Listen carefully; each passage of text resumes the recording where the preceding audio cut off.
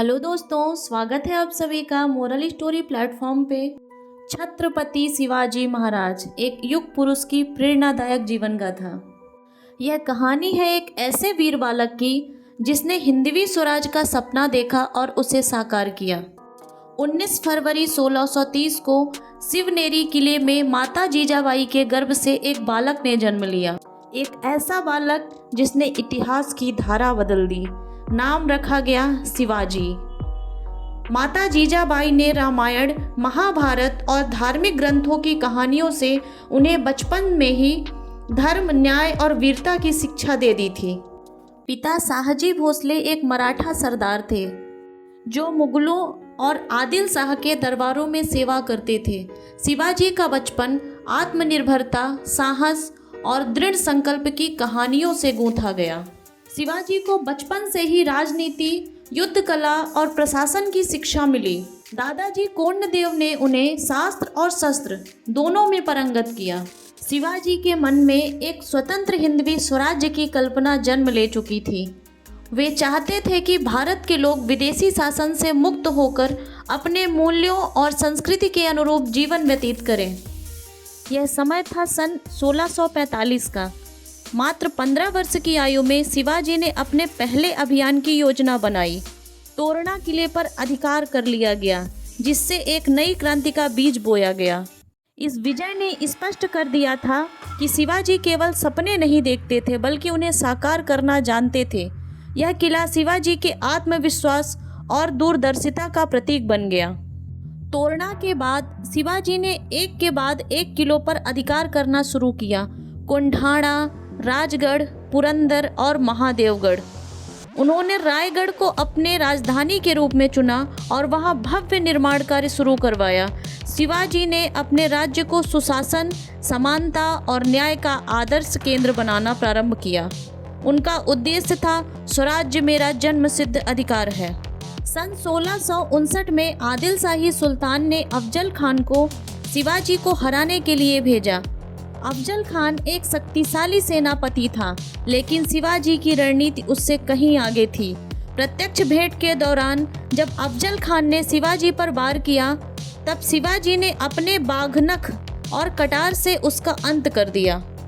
यह घटना शिवाजी की वीरता, बुद्धिमानी और पूर्व नियोजित रणनीति का प्रत्यक्ष प्रमाण बनी।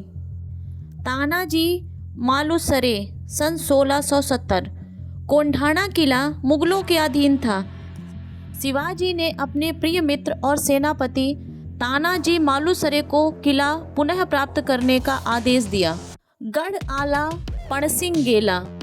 इस युद्ध में तानाजी वीर गति को प्राप्त हुए, लेकिन कोंढाणा शिवाजी के पास वापस आया। शिवाजी ने इस किले का नाम बदलकर सिंहगढ़ रख दिया। यह बलिदान मराठा इतिहास में अमर हो गया। औरंगजेब से संघर्ष और पुरंदर की संधि। दोस्तों, यह साल था 1665। मुगल सम्राट औरंगजेब ने शिवाजी को रोकने के लिए राजा जयसिंह को भेजा। शिवाजी को पुरंदर की संधि करनी पड़ी, जिसमें उन्होंने 23 किले मुगलों को सौंपे। लेकिन यह एक रणनीतिक निर्णय था। शिवाजी ने समय लिया, अपनी सेना को पुनर्गठित किया और भविष्य के संघर्ष के लिए स्वयं को तैयार किया।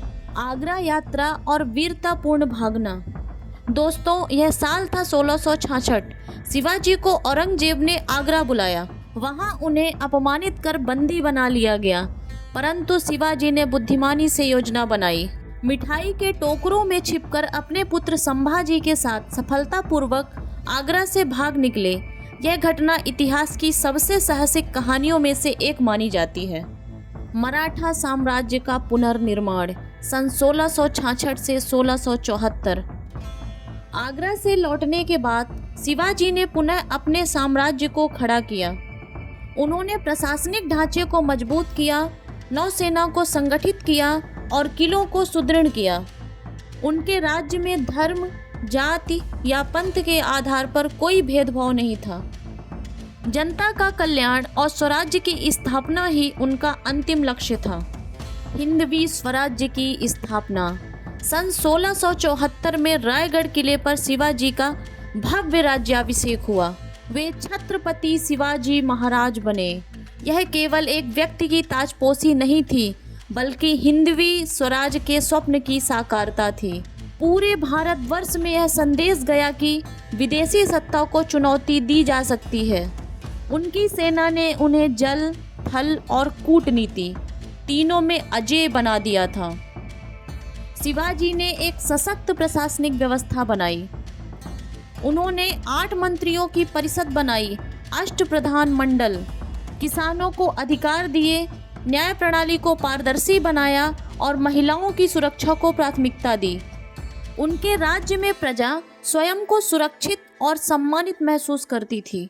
शिवाजी ने समुद्री सुरक्षा को गंभीरता से लिया और भारत की पहली संगठित नौसेना बनाई। उन्होंने स्ट्रेटजिकली महत्वपूर्ण किलों जैसे सिंधुदुर्ग और विजयदुर्ग का निर्माण किया। उनका उद्देश्य था विदेशी आक्रमणकारियों को समुद्र से भारत में प्रवेश करने से रोकना। 3 अप्रैल 1680 को शिवाजी महाराज का देहांत हुआ, परंतु उनका विचार, उनका स्वराज का सपना, उनकी नीति और वीरता आज भी भारतवासियों के दिलों में जीवित है। उन्होंने जो बीज बोया वह मराठा साम्राज्य के रूप में विशाल बट वृक्ष बना। शिवाजी महाराज सिर्फ एक राजा नहीं थे, एक विचार थे, एक आंदोलन, एक आत्मबल का प्रतीक। उनके जीवन से हमें साहस, स्वाभिमान, नेतृत्व और न्याय की प्रेरणा मिलती है। आज के भारत को उनके सिद्धांतों की पहले से अधिक आवश्यकता है। उनकी नीति हमें सिखाती है धर्म की रक्षा, न्याय के लिए संघर्ष और जनता के लिए समर्पण। आज के युग में शिवाजी महाराज युवाओं के लिए आदर्श हैं, एक साहसी, दूरदर्शी और लोकहितकारी नेता। उनका जीवन हमें प्रेरणा देता है कि यदि संकल्प सच्चा हो तो बाधाएं भी रास्ता बन जाती हैं। दोस्तों, शिवाजी की सबसे बड़ी ताकत थी गनिमी कावा यानी गुरिल्ला युद्ध तकनीकी। उन्होंने जंगलों, घाटियों और पहाड़ियों का ऐसा उपयोग किया कि बड़े बड़े सेनापति भ्रमित हो जाते। उन्होंने नौसेना भी खड़ी की जिससे अरब सागर में भी उनका वर्चस्व था। प्रशासन में उन्होंने भूमि सुधार, किसानों की रक्षा, महिलाओं की सुरक्षा और न्यायपूर्ण व्यवस्था लागू की। उनका हर निर्णय कहता था, राजा वही जो प्रजा के लिए जिए।